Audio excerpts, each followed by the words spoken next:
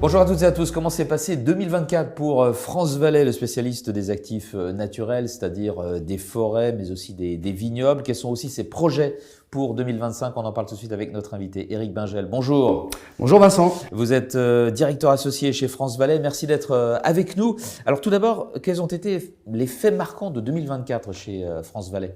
Alors 2024, c'est une année particulièrement dense et dynamique.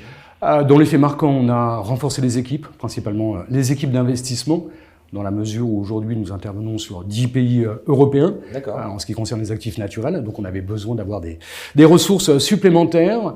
On a connu une année de collecte très dynamique là aussi, avec une collecte largement supérieure à celle de 2023.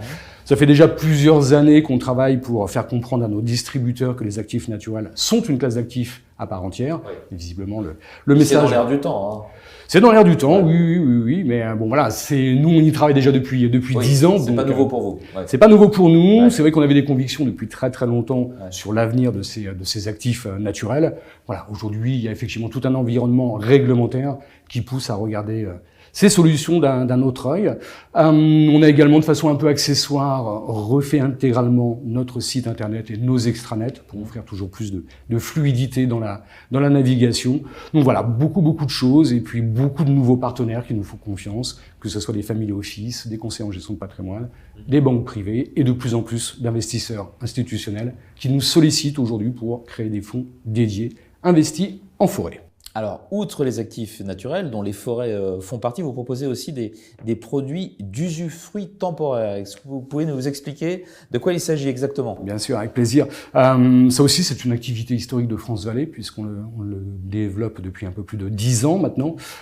Concrètement, pour faire simple, vous avez beaucoup de sociétés de gestion de SCPI qui reçoivent ce qu'on appelle des souscriptions démembrées, c'est-à-dire qu'on va séparer l'usufruitier du nu propriétaire. Généralement, ça répond à des schémas patrimoniaux. Et donc, de façon traditionnelle et presque mécanisée, France Valais acquiert ces usufruits.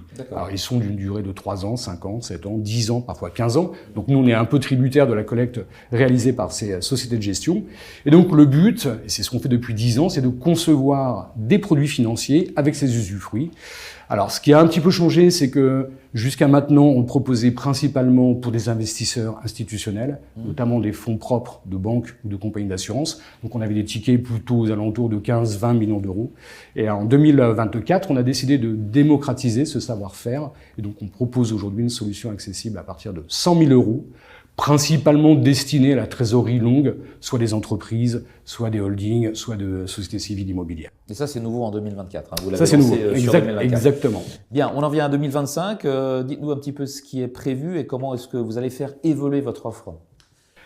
Beaucoup de projets dans les cartons. Certains sont déjà bien avancés. Ça fait plusieurs années qu'on travaille sur un fonds carbone.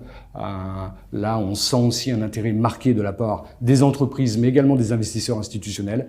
On ne voulait pas se lancer sur ce sujet sans avoir des métriques qui soient vraiment fiables et solides. Et donc, ce que l'on va proposer à ces investisseurs, c'est d'acquérir des terres qui n'ont pas d'usage spécifique et de partir sur des projets d'afforestation, c'est-à-dire planter des arbres, en privilégiant naturellement la diversification des essences, et d'associer également ces investisseurs à la détention du foncier.